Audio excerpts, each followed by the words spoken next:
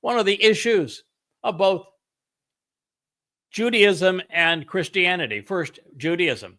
They've turned Passover into a 7-day holiday where matzah is simply an ingredient and never recognize matzah as a mikre or also Bikurym.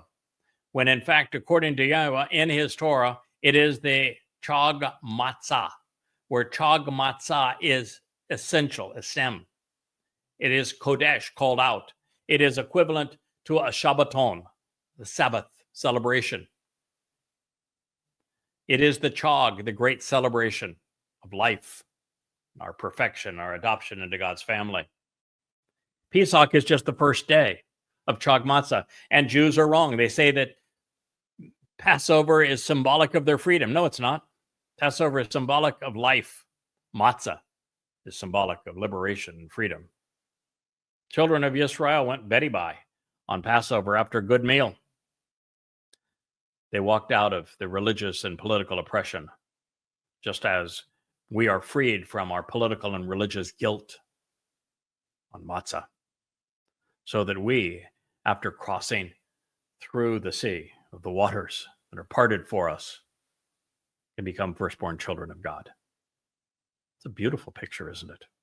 Painted historically for us, painted with words, which Dode would later fulfill so that we could enjoy the benefit.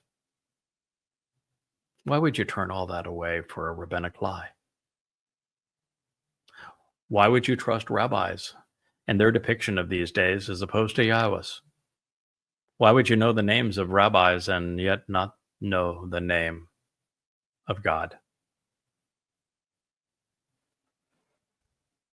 Or his son.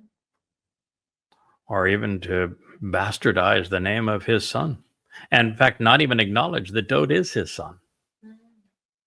So you suppose that Yah lied all 3 times that he said, Dode is my son and I am his father? Do you suppose that Yahowah didn't know what he was talking about when he said that Dode is the Messiah?